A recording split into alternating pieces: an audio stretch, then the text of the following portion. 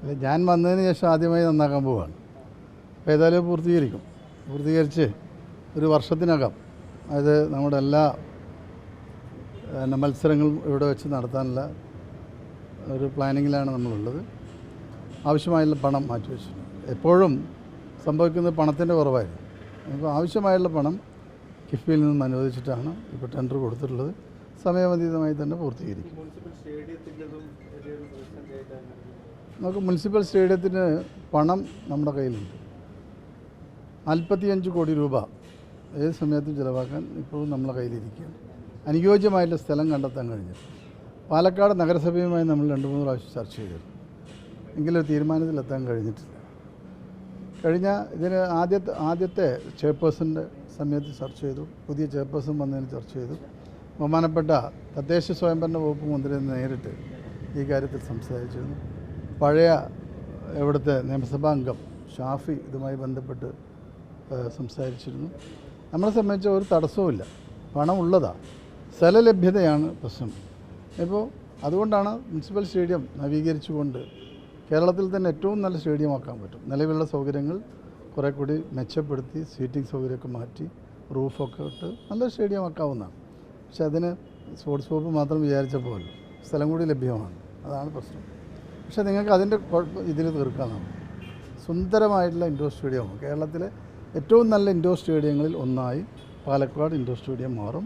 അത് ഒരു വർഷത്തിനകം പൂർത്തീകരിക്കാനാണ് ഇപ്പോൾ നമ്മൾ പ്ലാൻ ചെയ്തിട്ടുള്ളത്. ശരി, യെസ്.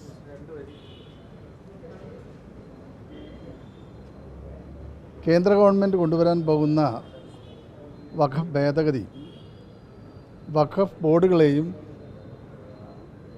ഇന്ത്യയിലെ മുസ്ലിം ജനവിഭാഗങ്ങളെ നല്ല രീതിയിൽ ബാധിക്കുന്ന ഒന്നാണ്. വഖഫ് ബോർഡിൻ്റെ പ്രവർത്തനങ്ങളെ നേരിട്ട് നിയന്ത്രിക്കാനുള്ള നടപടികളിലേക്കാണ് കേന്ദ്ര ഗവൺമെൻറ് കടക്കുന്നത്. വഖഫ് ഭൂമി എന്നുള്ളത് ജനങ്ങൾ മനസ്സറിഞ്ഞ് സൗജന്യമായി കൊടുക്കുന്ന ഭൂമിയാണ്. അതിൻ്റെ മേൽനോട്ടമാണ് ഇന്ന് വഖഫ് ബോർഡിനും വഖഫ് ട്രൈബ്യൂണലിനും ഉള്ളത്. അപ്പോൾ അതടക്കമുള്ള കാര്യങ്ങൾ നിയന്ത്രണം കൊണ്ടുവരാനുള്ള ശ്രമമാണ് ഇപ്പോൾ കേന്ദ്ര ഗവൺമെൻറ് ഉദ്ദേശിക്കുന്നത്. പക്ഷെ അത് ശരിയായൊരു നീക്കമല്ല എന്നുള്ള അഭിപ്രായമുണ്ട്. പിന്നെ മറ്റൊന്ന്, ഇതുമായി ബന്ധപ്പെട്ട വഖഫ് ട്രൈബ്യൂണലുകളെ ജഡ്ജിമാരെ മാറ്റിക്കൊണ്ടുള്ള ഒരു തീരുമാനം, അതും അപകടകരമാണ്. കാരണം സ്വതന്ത്രമായി ഇത്തരം കാര്യങ്ങൾ നിയന്ത്രിക്കാൻ കഴിയണം. 8 ലക്ഷത്തിലധികം ഏക്കർ സ്ഥലം ഇപ്പോൾ വഖഫ് ബോർഡിൻ്റേതായിട്ട് അന്യാധീനപ്പെട്ടു പോയിട്ടുണ്ട്, കയ്യേറിയിട്ടുണ്ട്. അതിനെ സാധുവൽക്കരിക്കാനുള്ള നീക്കമാണ് ഇതിലൂടെ നടക്കാൻ പോകുന്നത്. മറ്റൊന്ന്, ഇപ്പോൾ വഖഫ് ബോർഡിൻ്റെ കയ്യിലുള്ള സ്ഥലം 8,30,000 ഏക്കറുള്ള സ്ഥലം ഇപ്പോൾ നിലവിൽ നമ്മുടെ കയ്യിലുണ്ട്, ബോർഡിൻ്റെ കയ്യിലുണ്ട്. കേരളത്തിലല്ല, ഇന്ത്യയിൽ മൊത്തത്തിൽ. അപ്പോൾ അതിൻ്റെ സംരക്ഷണം നല്ല രീതിയിൽ നടത്തുന്നത് വഖഫ് ബോർഡാണ്. അപ്പോൾ ഇതെല്ലാം തന്നെ കുഴപ്പത്തിലാവുന്ന തീരുമാനങ്ങളാണ്. ഇപ്പോൾ ഇതിനോട് ബന്ധപ്പെട്ട് കേന്ദ്ര മന്ത്രി ഉന്നയിക്കുന്ന കാര്യങ്ങൾക്ക് നീതീകരിക്കാൻ പറ്റുന്ന ഒന്നുമല്ല. അപ്പോൾ അദ്ദേഹം പറയുന്നൊരു കാര്യം, സർക്കാരിൻ്റെ ആവശ്യങ്ങൾക്ക് ഇത് ഉപയോഗിക്കണം, ഇവിടുത്തെ മുസ്ലിം സ്ത്രീകൾക്കും കുട്ടികൾക്കും വേണ്ടി ഉപയോഗിക്കണം എന്നൊക്കെ പറയുന്നു. ഇതൊന്നും ഇതുമായി ബന്ധപ്പെട്ട കാര്യങ്ങളേ അല്ല.